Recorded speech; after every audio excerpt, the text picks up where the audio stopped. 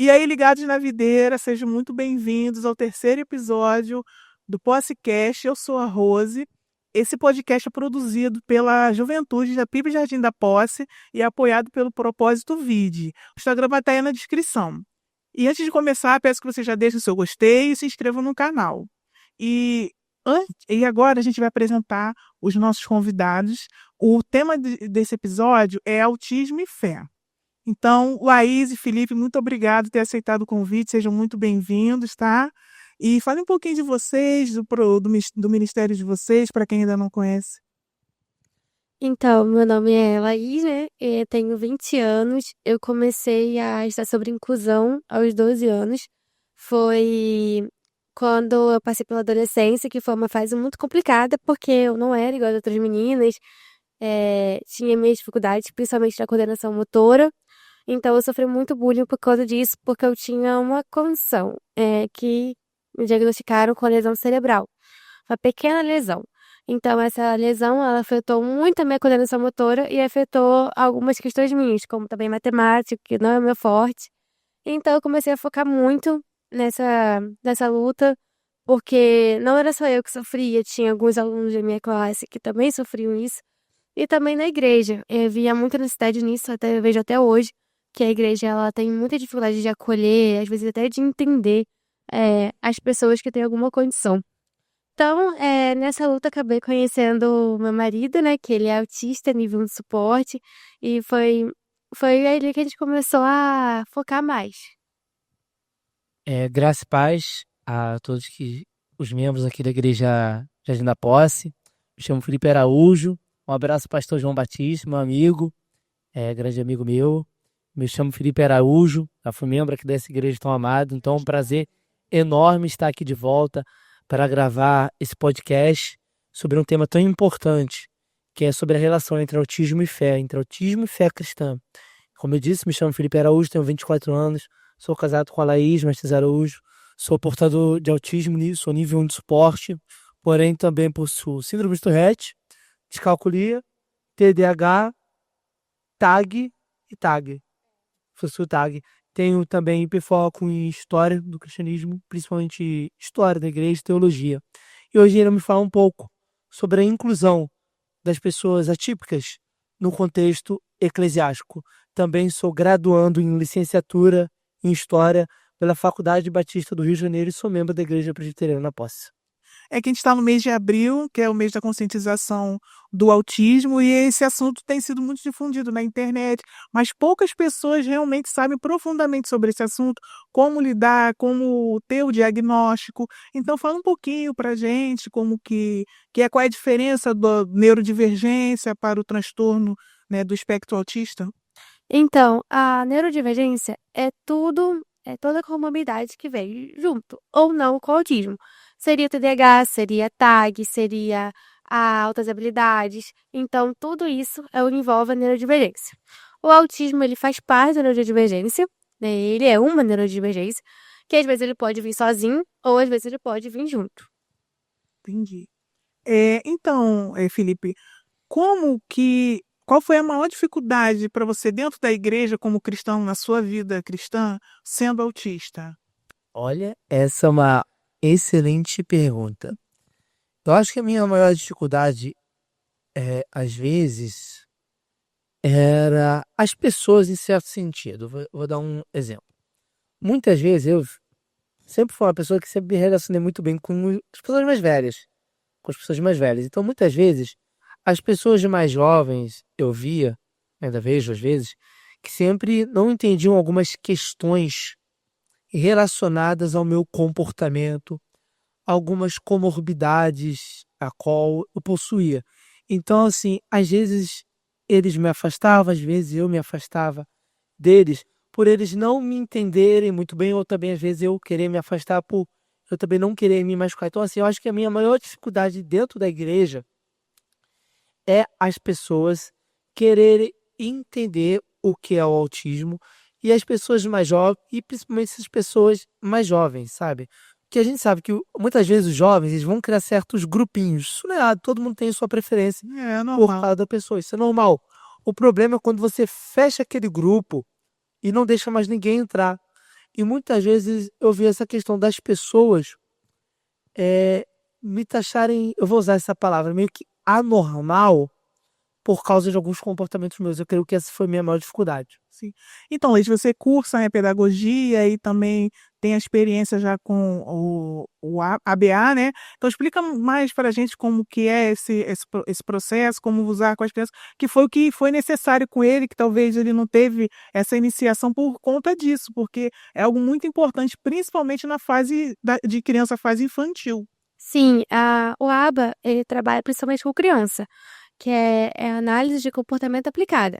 Então, o que seria isso? Você vai ensinar o que a criança precisa chegar. Por exemplo, a criança às vezes não sabe mexer no lápis. Então, você vai ensinar a criança com calma, você vai brincar de massinha, vai treinar a coordenação motora, até ela aprender a chegar no lápis. Isso vai evoluindo. Ela se interagir melhor no ambiente, vamos adaptar a criança para a fala. Então, tudo isso vai ser muito importante.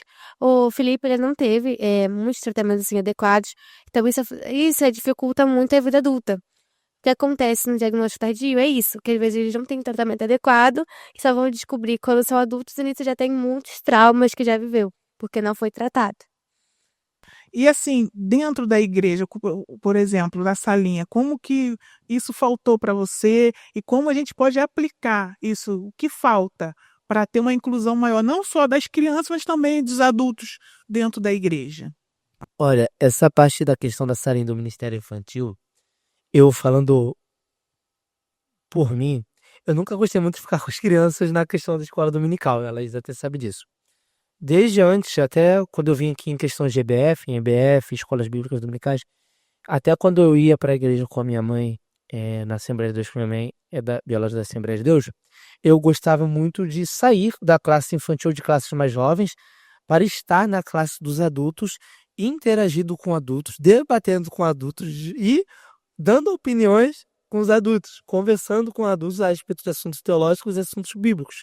Então, às vezes, eu creio que essa questão eu prefiro até que minha esposa responda, que ela vai sair de poder com maior autoridade. Por favor. Então, na salinha, é bom sempre ter uma professora que entenda sobre o assunto. Eu falo que hoje a salinha acho que nunca pôde, mas antigamente era muito comum. Eu sou professora porque eu amo e eu faço aquilo que eu posso. Só que hoje, se a pessoa ela ama e não estuda, fica muito complicado, porque hoje você vai receber várias crianças dentro de uma salinha. Você vai receber crianças com TDAH, você vai receber crianças com autismo, você vai receber crianças com outras habilidades. Então, a salinha tem que ser muito adaptada. A salinha tem que ser muito adaptada. As professoras precisam ter um recurso muito maior. Elas precisam entender o que é e adaptar aquela situação. E dentro disso que você tem estudado, você vai ser uma futura pedagoga, como que a fé influencia a forma que você trabalha? Então, a fé, gente, se você tiver no meu trabalho e não tiver fé, é muito complicado, porque você tem que ter fé que aquela criança ela pode ir muito além do que todo mundo fala. Porque todo mundo vai taxar o seu filho de alguma coisa. Inclusive profissionais. Eles vão falar, o seu filho não vai passar disso aqui. Ele vai sempre assim. Se você não tiver fé que o seu filho vai evoluir e não procurar tratamento, é muito complicado. Então você tem que ter fé todos os santos dias. Até porque a fé move montanhas, né? E isso aí é uma coisa que, para o homem, pode parecer impossível uma criança autista evoluir, como você disse. É necessário também toda a questão acompanhamento psicológico, acompanhamento, né, que você trabalha também é muito importante, mas a fé também é essencial. E, Felipe, assim, você falou sobre o seu hiperfoco. Sim. E como que esse hiperfoco te ajuda na sua vida cristã? Então, o meu hiperfoco mesmo na minha vida cristã é em algumas coisas. Bastantes coisas, porque assim, eu comecei a. Quando eu vou falar um pouco da minha questão na caminhada cristã.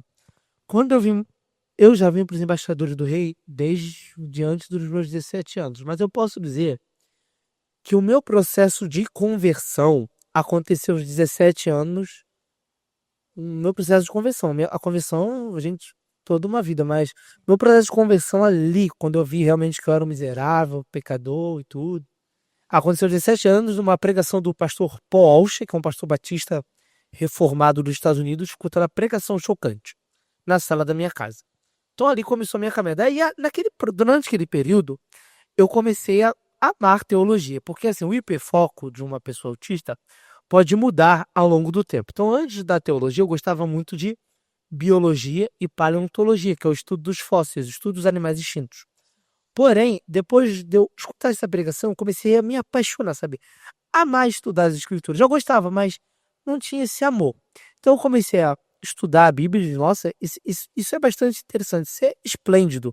Realmente tudo que a Bíblia ensina é verdadeiro, tudo que a Bíblia ensina demonstra quem eu sou, para onde eu vou, para onde eu posso ir. E ali eu comecei a descobrir livros, comecei a estudar mais a fundo as escrituras. Tanto que eu peço até para os irmãos seguirem, tem uma página no Instagram, algumas páginas, é História da Reforma, e que eu trato sobre essas questões de teologia, a qual eu faço lives com alguns pastores. Hoje eu também lancei um curso, hoje não, eu já anunciei que breve vou lançar um curso sobre História da Reforma Protestante, e eu peço para os irmãos também seguirem a nossa página, minha e da minha A esposa, gente vai deixar na descrição. Aprendendo sobre TEC, uma página especificada sobre o transtorno do espectro autista e outras comorbidades e neurodivergências. Mas voltando ao assunto, o meu hiperfoco ele me ajuda a entender mais, às vezes, quem eu sou. E com isso, ajudar outras pessoas a entender como a fé cristã, dentro da história do cristianismo, pode ajudar outras pessoas. Pode ajudar outras pessoas com neurodivergências e neurodiversidade. Então, meu hiperfoco me ajudou de muitas maneiras. Foi graças a esse meu hiperfoco que eu descobri a profissão que eu quero ser, que é historiador. Graças a esse meu hiperfoco eu descobri que, graças a essa questão de estudar teologia, eu descobri que realmente eu também posso ensinar na igreja. Vi que tinha um talento de ser um professor, então me ajudou de várias maneiras. E, assim, o ministério de vocês é baseado nisso. E eu queria que vocês falassem um pouquinho mais, assim, do seu ministério mesmo, como vocês dois juntos, como casal, juntou, né, essa questão de cada um, o amor de cada um, e tem esse ministério lindo, como ele falou no Instagram, e fala mais sobre o autismo, também dentro da sua área. Então, tudo começou, eu falo que começou mais quando a gente se conheceu, porque ele já tinha página, só que a página estava muito tempo parada. E eu queria muito o livro que ele tinha comprado, muito mesmo. Então, assim, eu tinha uma página que eu tomava conta da igreja, que é de adolescente, e eu tava administrando e eu achei ele. Eu falei assim, nossa, legal, eu tenho o livro que eu quero. Então, eu comecei a mandar mensagem, curtir as coisas. Então, ele pegou no WhatsApp e a gente começou a conversar muito sobre isso. Ele começou a conversar muito sobre a página dele, a gente começou a conversar sobre o autismo também. Então, eu falei pra ele, por que você não aumenta essa página? Meus pais também, como ele já tinha começado a namorar comigo, você tem que ter o foco nessa página. Você tem que manter o hiperfoco, porque a página é muito boa, tinha conteúdos muito bons. Então, ele começou. Foi aí que deslanchou tudo. E eu falei assim, então a gente vai juntar. Porque você é um autista que tem hiperfoco em teologia. Então vai ser útil e agradável, né? Porque a gente vai começar a inclusão muito maior, entendendo muito mais sobre o assunto. É. E vocês têm, assim, alguma mensagem? Você que é uma pessoa que tem o autismo, você que trabalha com mães, com famílias, você teria alguma dica, alguma coisa para falar para essas famílias? Como identificar, como cuidar, tratar essas pessoas, em geral, tanto crianças como adultos? Então, a primeira coisa é você observar o seu filho. A primeira coisa de tudo é você observar. Observar como o seu filho ele está nos ambientes, observar se o seu filho ele mantém uma comunicação ativa com você. Se você vê que seu filho ele tem uma dificuldade, não o ignore não, porque o maior erro dos pais é falar, ele não tem nada. Ele não tem nada, ele consegue, ele vai. Duvidar, né? Exatamente. O maior erro é você ver que tá alguma coisa errada e você ignorar. Porque quando vê, às vezes tá muito tarde para começar um tratamento adequado. Então eu falo, e quando os seus pais já sabem do diagnóstico, é para acolher o filho. É amar o filho acima de tudo. Porque ele vai precisar do seu cuidado. Ele vai precisar do seu amor, ele vai precisar do seu carinho. Quanto mais cedo for diagnosticado, é melhor. E você, moço, quando que você foi diagnosticado? Qual foi a idade? Então, minha mãe começou a correr atrás do meu diagnóstico quando eu tinha 7 anos. Eu, assim, porém, só fui diagnosticado tardiamente com 12 anos. Então foi um processo todo. O que aconteceu? Eu era uma criança que gostava muito de ficar isolada. Eu não gostava. Eu tinha comportamentos que, vamos dizer assim, não eram típicos, não eram normais comparado a outras crianças. Então eu gostava de ficar sozinho, outras crianças gostavam de brincar na rua. eu já gostava de ficar em casa lendo enciclopédias, lendo livros. Já do seu hiperfoco mesmo. Já do meu hiperfoco naquela época. Naquela época eu me lembro que o meu hiperfoco era dinossauro, botânica e biologia. E astronomia, que é o estudo de planetas, do sistema solar. Então eu gostava muito de ler isso. Então, assim, o meu avô, meu falecido avô, ele falou que minha mãe tinha que me levar para um tratamento porque eu não aparecesse uma criança tipicamente normal. Então, minha mãe começou a procurar tratamento para mim. Então, com 12 anos, eu fui diagnosticado como autista, transtorno do espectro autista, por um instituto lá na Pavuna, chamado Mão Amiga. Só que aí eu ia para os tratamentos, às vezes não ia, então foi um tratamento que às vezes eu ia, às vezes eu não ia depois que eu fui diagnosticado. Pode falar isso também um pouco mais? Então, é porque, como ele falou, que o tratamento é contínuo. Ele não pode parar.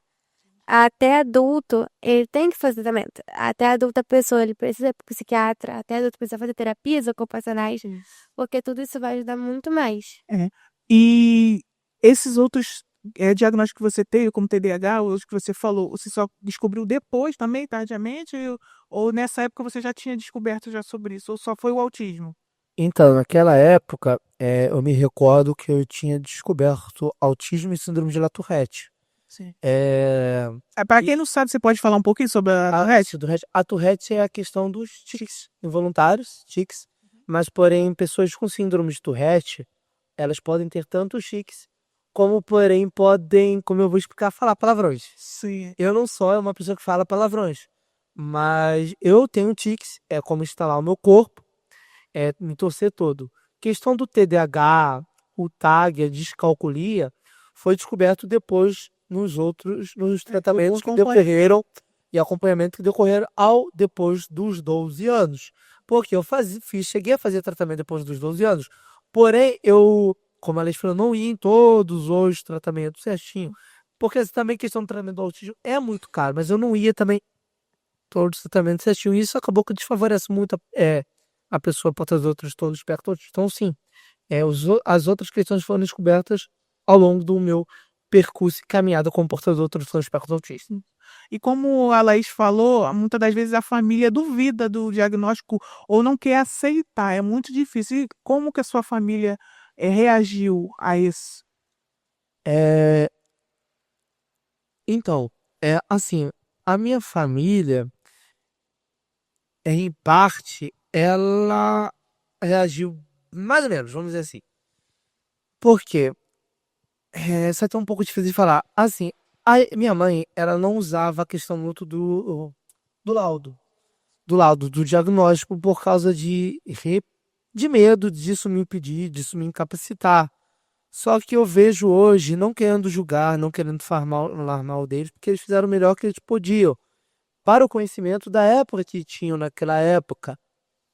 Porém, o diagnóstico não limita ninguém, o diagnóstico não impede ninguém, não faz mal a ninguém. O diagnóstico, muito pelo contrário, o diagnóstico ele vai proteger a pessoa que é portadora daquela comorbidade, daquela deficiência, a pessoa típica.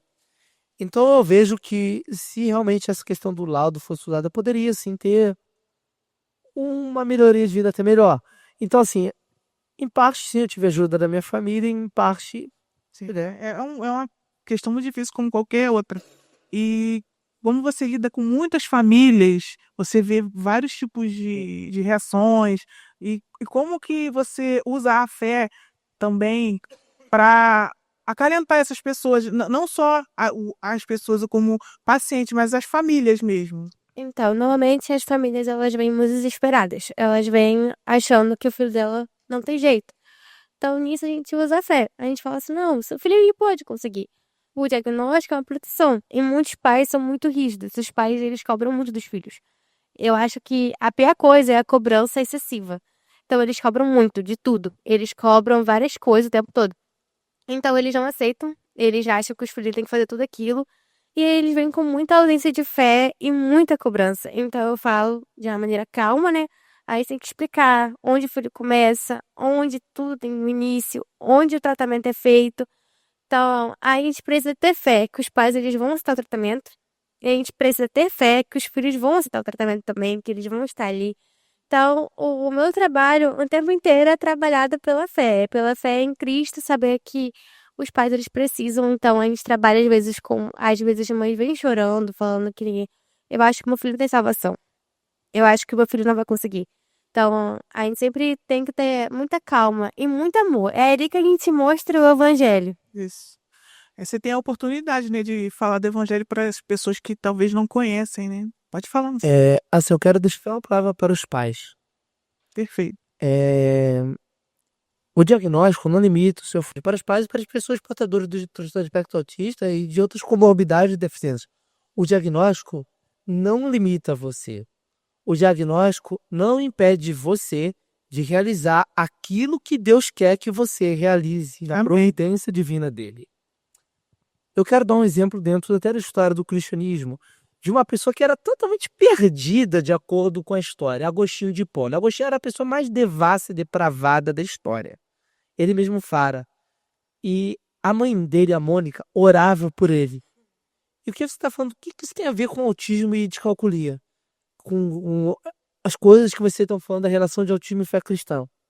Realmente, me parece que não tem nada a ver, mas vocês vão entender. Agostinho era uma pessoa perdida, devassa e depravada, mas Deus resgatou.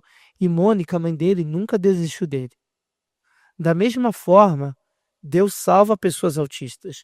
Deus salva as pessoas com síndrome de Down, pessoas paralíticas, tetraplégicas, surdas e mudas.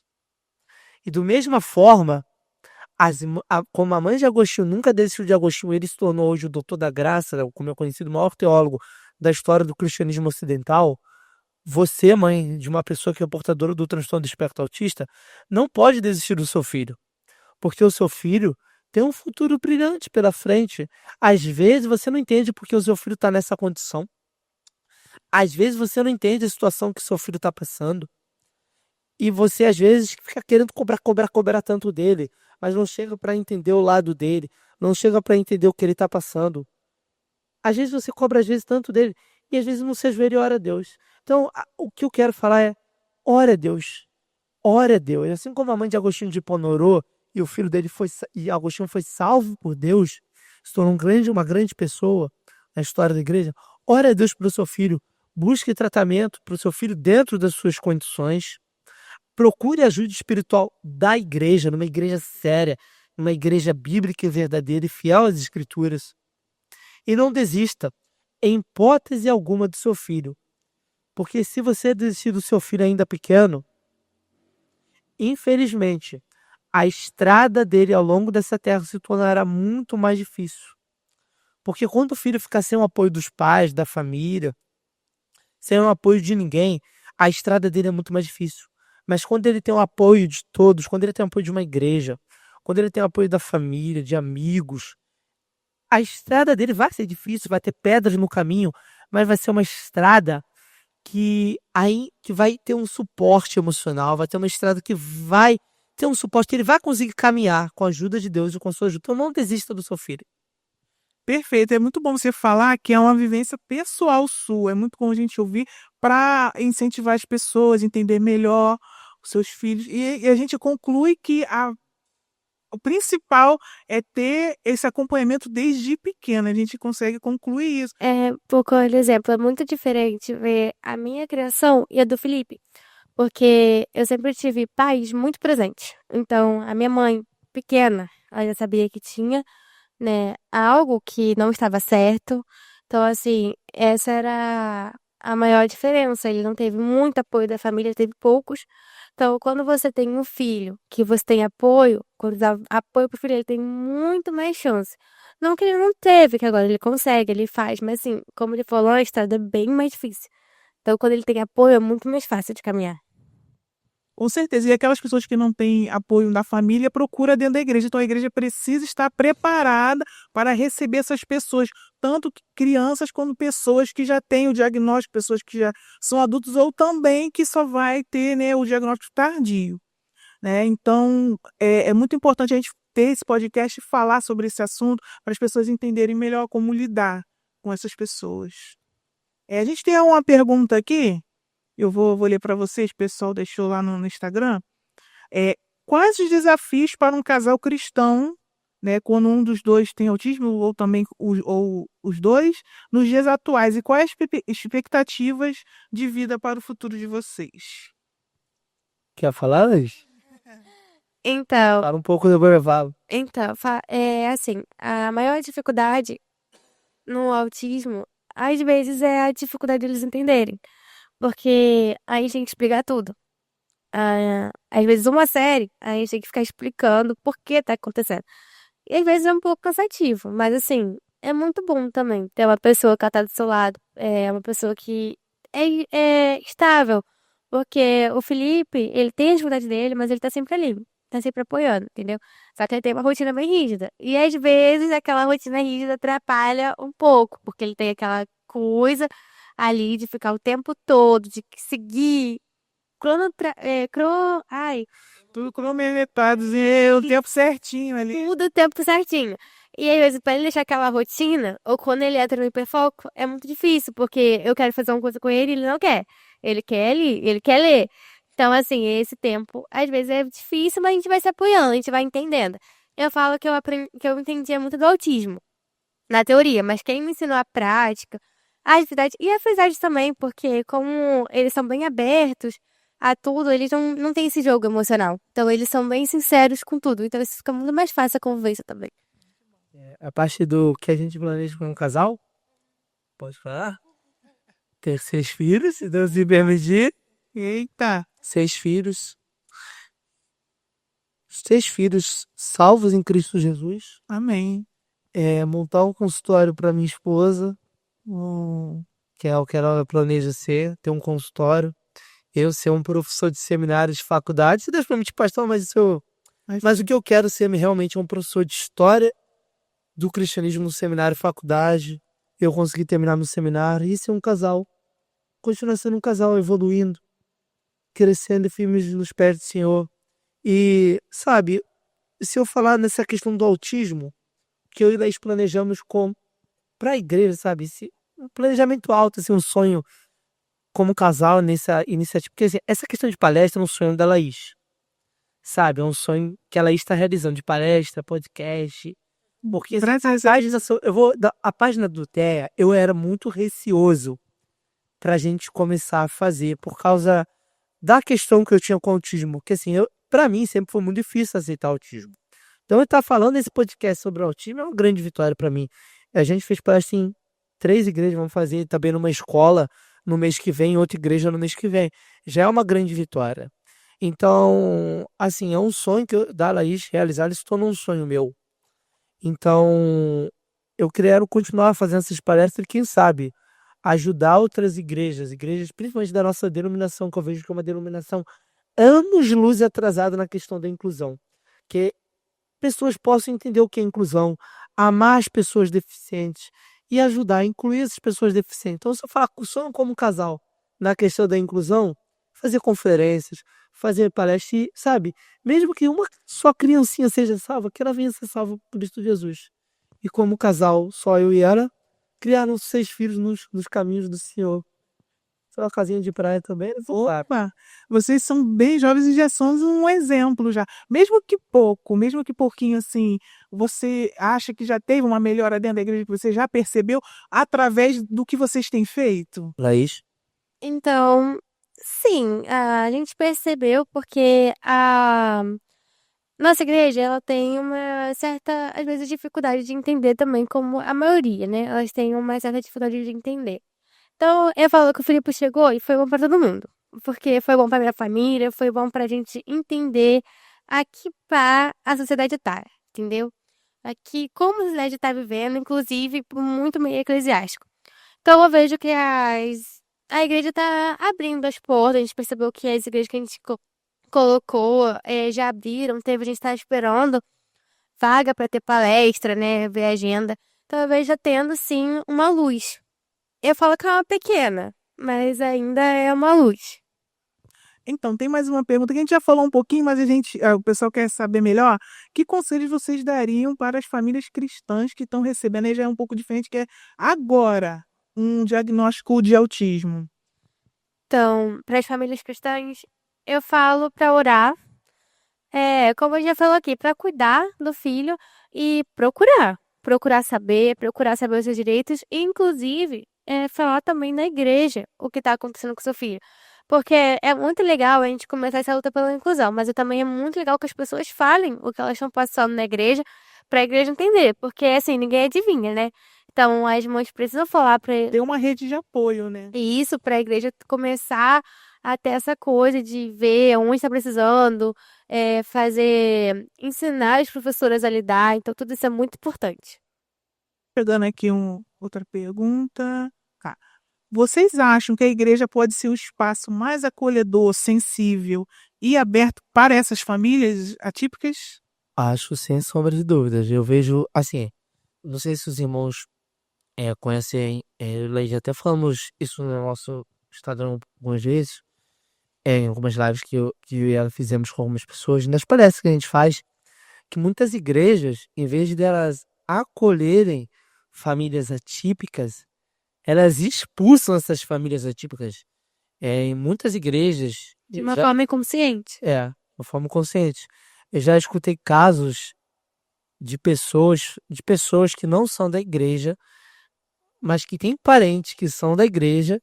Aí essas pessoas que não são da igreja, filhos, os filhos das pessoas são autistas. Aí ela tem um parente que é da igreja e fala: ah, isso não é autismo não existe, isso é coisa do demônio. Isso é um demônio no corpo daquela pessoa. Isso acontece mais do que a gente imagina.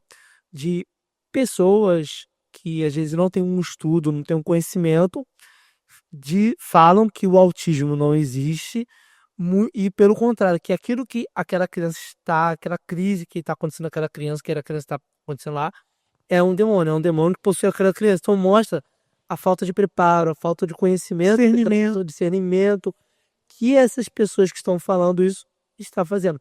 Então, muitas vezes, a pessoa que tem um filho autista ou é portadora do transtorno de espectro autista, ela vai pensar: ué, para que eu vou na igreja se a igreja, em vez de acolher, de abraçar e de amar, Me afasta. me afasta?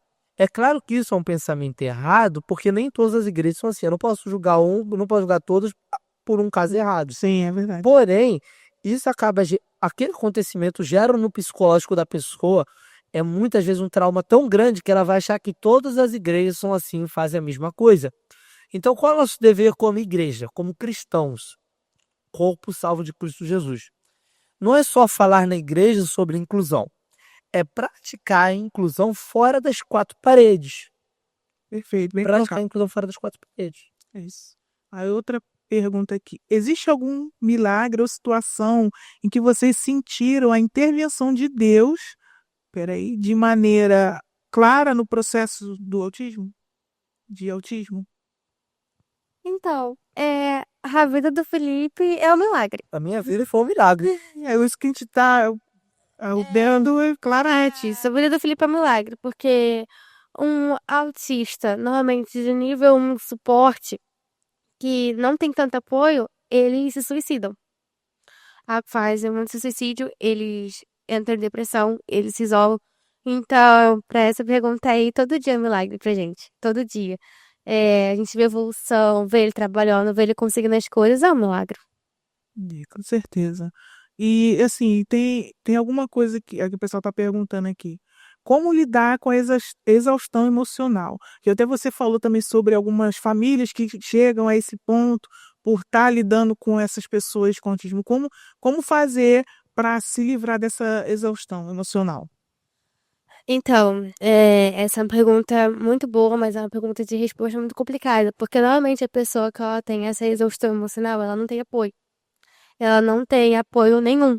Ela não tem apoio, às vezes, a mãe, né? Não tem apoio dos pais dela, não tem apoio de avós, ela não tem apoio de ninguém. Então, ela vive exausta, porque isso é muito comum numa mãe atípica. Ela vive exausta, ela vive cansada, ela vive com insônia. Não tem a rede de apoio, né? Não Como tem a falei. rede de apoio. Então, eu peço para essa pessoa ela buscar a Deus, fazer a devocional dela e pedir ajuda, pedir socorro. Nem que seja para uma igreja olhar, porque ela vai precisar.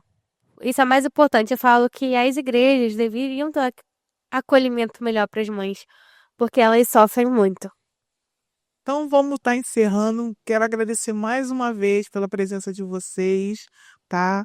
Ter aceitado esse desafio aqui com a gente, aceitado o nosso convite. E fala mais uma vez sobre o Instagram de vocês, deixar aí o pessoal seguir o projeto que vocês estão fazendo atualmente. Eu administro juntamente com minha esposa as seguintes páginas: Aprender sobre TEA, que é uma página na qual falamos sobre as deficiências, autismo, comorbidades com TDAH, descalculia, TOD, entre outras comorbidades, neurodivergências, e falamos sobre inclusão. Também estamos abertos para palestras, futuros podcasts, então se os irmãos quiserem entrar em contato conosco, é só entrar no contato no direct ou pelo WhatsApp também, se puder deixar o número aqui do meu WhatsApp também, caso algum A irmão gente vai deixar na descrição. quiser entrar em contato comigo para futuras palestras nas suas igrejas ou podcasts. Até o conselho mesmo, gente. A gente ajuda. Um conselho, a gente ajuda. E também sou administrador da página História da Reforma no Instagram, com uma página focada em história do movimento cristão mundial, a qual estou planejando para o meado do mês que vem. Já anunciei lá na minha página um curso sobre história da Reforma Protestante, que vai começar, será gravado aulas semanais, mas só vai estar disponível no meado do mês que vem, com professores convidados, pastores e doutores. E nessa página eu já gravei lives com alguns professores e doutores. Então, esses são nossos Instagrams, o que foi um podcast focado em Livros. autismo. E livros também, como a minha esposa lembrou, Desafios do Autista Adulto, onde eu conto as minhas experiências pessoais,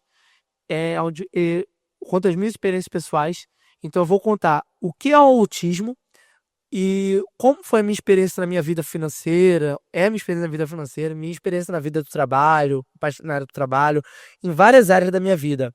Então, minha esposa também lançou alguns livros, ela vai falar melhor. E todos esses livros vão estar na bio da página Aprendendo sobre o TEA. Eles estão disponíveis na Hotmart. Também tem outro livro que se chama A História da Pregação, de Meritão de Sardes a Agostinho de Hipona, onde eu conto a história da pregação, que eu vou desde o século II até o século IV, com Agostinho falando a história de alguns pregadores da história do movimento cristão mundial. Agora minha esposa vai falar os livros dela.